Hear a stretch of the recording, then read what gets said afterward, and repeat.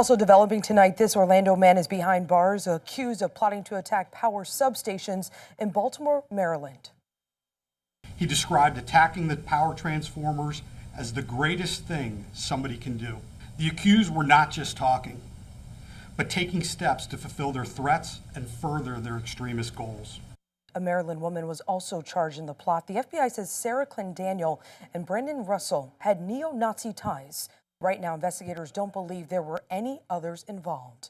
They also don't believe this plot was connected to a shooting at a North Carolina substation last year that shut down power for days. But tonight, we're learning more about Russell and his criminal ties to the Tampa Bay area. 10 Tampa Bay, Shannon Clough has been digging into Russell all night long, joins us right now. Shannon, Russell was actually the founder of an extremist group. Yeah, Brandon Russell was the founder of Adam Waffen, a coast-to-coast neo-Nazi group. Members made these threats against our country, and most recently, Russell is accused of conspiring to shoot a Maryland power grid.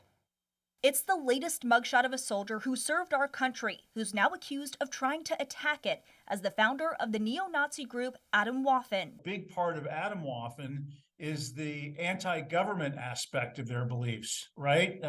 They want to attack the U.S. government. In 2017, Brandon Russell found himself under investigation by Tampa police. We were on scene of a double murder in Tampa Palms. Russell's roommate at the time, Devon Arthurs, is accused of killing their two roommates. Authorities say all were members of Adam Waffen. Adam Waffen is at its heart a neo-Nazi group that absolutely believes in the teachings of Adolf Hitler and weirdly and strangely the teachings of mass murderer Charles Manson. Chris Ingalls is an investigative reporter for our sister station in Seattle. His reports on Adam Waffen led his family to being threatened. It was very concerning for me and my family. In fact, we had to get out of our house. We left our house for a little while because they did send me a letter in the mail saying, "We know where you live." Adam Waffen member Devon Arthurs led Tampa investigators to a stockpile of explosive materials and a destructive device that belonged to Russell.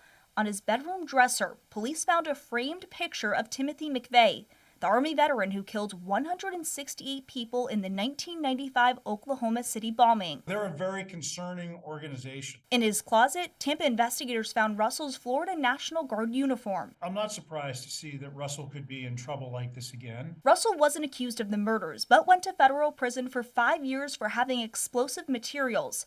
He got out of prison in August of 2021. A year and a half later, he's back in custody. Shannon, we're talking power grids here. We've seen people target them before. Why are they such a tempting target for some people? Well, FBI officials warned us today that when someone does something like this, threatens something like this, it could take out power, heat, electricity for not only so many people, businesses, but places like hospitals too. All right, definitely a big concern. Shannon, thanks.